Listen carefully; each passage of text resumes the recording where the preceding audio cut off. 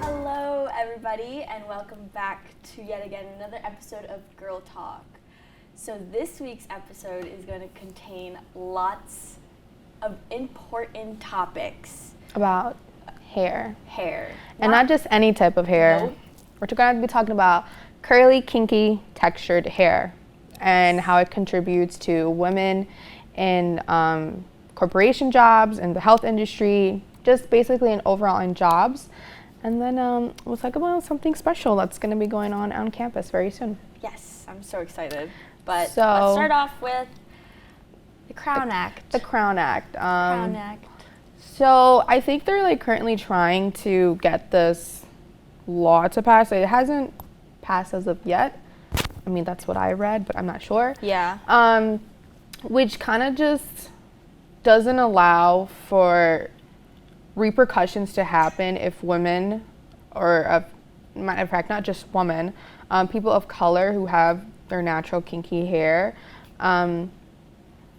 be allowed to wear whatever hairstyle they want, whether that's cornrows, whether that's dreadlocks, their natural curly hair, protective styles, braiding, box braids, whatever it is. There will not be any consequences for doing that, because I know that some jobs or some schools don't allow certain hairstyles to be worn. So, and it's sad and unfortunate and has been an ongoing issue in so many communities, and it's not fair, for one. Yeah, absolutely. If we're talking fairness, this is not it at all. But it's also just so, it deteriorates one's just being, because our hair is everything to so many people. Absolutely. And especially having a different identity, being a woman of color, or being just a person of color in general, sometimes your hair is just a part of your identity.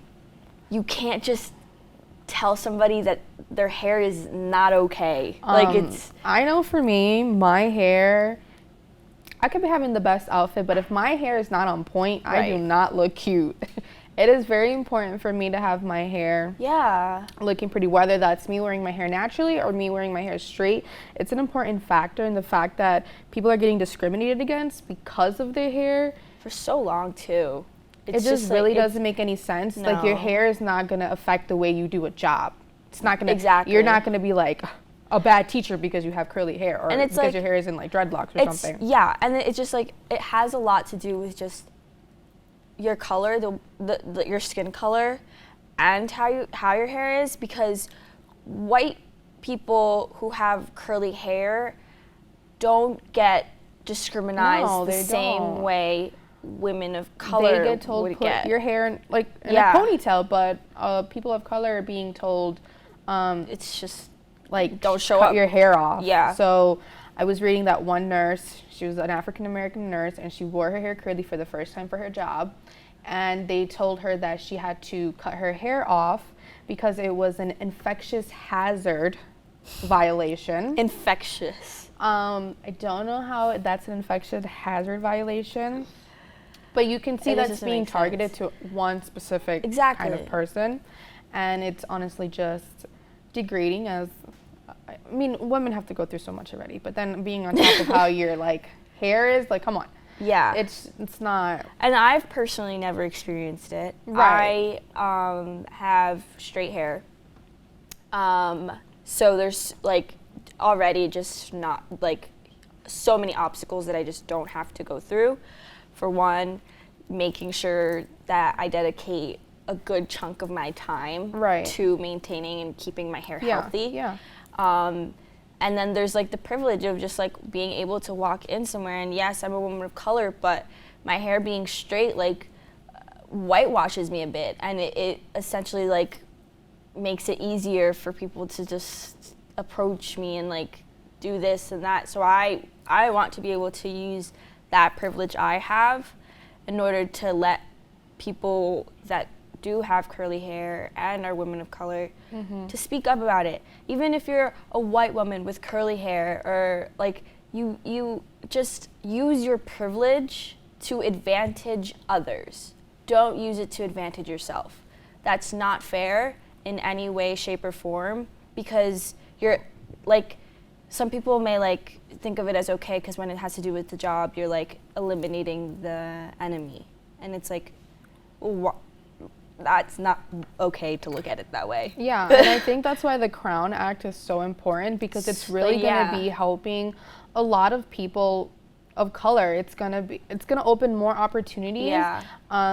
80% of women who work in like corporate jobs feel like their hair plays a vital role in getting the job, or just being a part of that so-and-so corporation. Which shouldn't have to be a problem. Your hair should not have to be a problem wherever you are. Absolutely not. And it shouldn't be labeled as unkept. That too. The adjectives that you use to describe someone's hair is so important, because there's no way you're gonna go up to somebody with curly hair or textured hair and say your hair looks unkept. That's not okay. No. Let me tell you something about curly hair. Most girls, or if not all, females and males, we probably take like 3 hours within deep conditioning, detangling, pre-poo. Then you're gonna stay under the hooded dryer.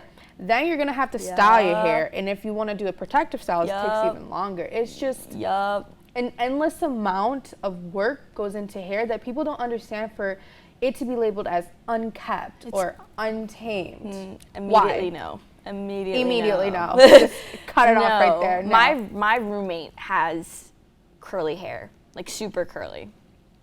So like, it'll be like the beginning of the week, and she's like, I'm already dreading hair wash day. And like, her boyfriend will come, like he lives a floor above us, so he'll come down and he'll like, cause her arm with the diffuser, she'll be sitting there and doing it for hours on end, and her arm gets tired.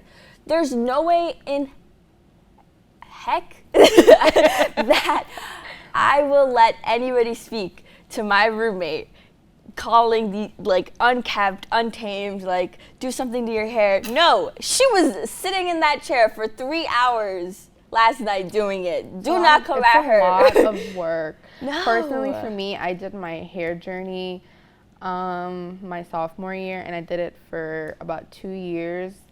And it was a lot to keep up with. Goodness. I'm not gonna lie. And I got a little lazy, and I went back to straightening my hair. But for me personally, I feel at my prettiest with my straight hair. So it's about how you feel at your prettiest. Also, personally, for me, it was with my straight hair. But I loved having my curly hair. It was so much fun. I got to try so many new things. Like, I didn't even know what deep conditioning was, because in my culture, I come from a Hispanic, I'm Dominican, and we're told that curly hair is bad hair. So my parents never embraced me to rock my natural curls. I was always told, oh, you need to like tame your hair and have it straight, because women with straight hair are prettier. That's what I was told. So my whole entire life, I was told that straight hair is pretty hair. And it wasn't until like I got here, and I don't know, I just felt like, I was like, why don't I have curly hair? I know I have curly hair. And I went on my hair journey. It was a lot of fun. I learned a lot of new things, a lot of new styles, a lot of new methods and techniques that I had no idea about, which is amazing, because now I get to tell my sister, my friends, and like, hey, you can use this for your curly hair too. Like, I think that's like huge, like in like sophomore year in college, right? Is that what you're referring to? Yeah. So we have this event here on campus. It's called CurlCon, and it's for the amazing people that have curly hair. And basically, there'll be like the speakers, who talk about just like their experiences with curly hair, how would they themselves maintain it, and how just the whole experience of being curly haired. Yeah, so CurlCon was brought up in 2019. by a very large group, and it was amazing. It was very successful. They had a lot of stuff going on, so presentations on your hair journey. We're giving away free products, braiding stations. The guys were getting shape ups. You were just getting a whole lot, and it was an amazing outcome. Yeah.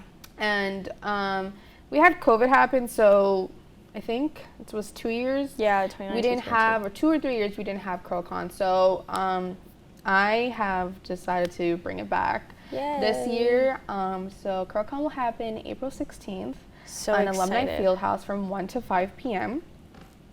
1 to 5. This year, I'm trying to make it more inclusive rather than just on hair, more like hair and self-care. So we're going to be having like presentations on their hair journeys, free giveaways, lash techs, nail techs, barbers, give them their credit like where students it's who are due. entrepreneurs and like they have their own little side business. So many to We'll be here. there, like braiding Yes. station. We're going to be having DIY masks, DIY hair oils. It's important, I think, especially here, like having this event in a predominantly white institute. Is so just vital and important because CurlCon, yes, it is made for a specific group of people, but it's like, go to it even if you don't have curly hair. The amount of information that you'll get, your mind will be opened by like so greatly. And I think it's so important that you have this like, just these facts in the back of your mind. It's important. And it's also like inclusive to everybody because everybody has different hair textures, right? Ranges from like 1A to like 4C or 4D, something like that. So we're gonna have different speakers come in with variations of like hair textures, so everybody can get a feel of their hair texture because one specific product may not work for you because your hair texture is different. So we want to make sure we're inclusive to everybody's hair texture so we can give you the right products to use. And CurlCon is not just for females, it's also for males because males also have curly hair. Yep. So we're going to be having, again, a wave check. I know guys love wave checks, so bring out your best waves. Again, like I said, we're going to be having a barber there. G Blends will be there. And I'm trying to get sponsored by like male beard brand, so we can give out guys like free beard products for their beards and stuff. So it's very inclusive to everyone. It's not just like a specific, even if you have wavy hair, come for the ride, listen to what hair products works best on this hair texture or so-and-so, or learn how to make hair masks. Hair masks range for everybody. You don't need curly hair to do a hair mask. Everybody does hair masks. They're important. Yeah. Hair oil. That's true. That's also important. That's not just for one texture. It's your healthy hair opportunities. Yeah, like, healthy hair opportunities. Yeah. That's our goal. And as well as doing awesome entertainment, if you can dance, if you know how to do step, if you want to do a poem, if you want to sing, if you want to play an instrument, oh my God, I can embrace sing. your curls, come on stage, and I will put you on that stage so you can have it. I'll get on that stage. I'll get on that stage and start singing. Will he really? No. But the reason why we're bringing up CurlCon on Girl Talk is obviously because our audience is targeted to a specific type, although we do hope that others listen to it. Yeah. But girls have curly hair. Yeah. Women have curly hair, and we want to make sure that we are showing and are fostering a safe environment to those that feel like they were never in a safe environment before this. And I think it's important. It's an important event because also like later on, like you don't know what kind of hair your kids will have, or like what kind of hair people in your life will have, and like if they don't know anything, like you'll know at least a little bit of something. And not only is it like comforting to know that there's someone out there that knows about this, but it's also really comforting to just have someone who gets it. and just like I mean, even if you don't want to come for, anything about hair and stuff, we're going to be giving out a lot of stuff, lots of free products. I'm trying to get us tote bags, maybe shirts. So definitely be on the lookout for CurlCon April 16th from 1 to 5 in Alumni Fieldhouse. Yes, please come out and support. And thank you again for coming. We were so excited to have you back again, and we hope to see you next week.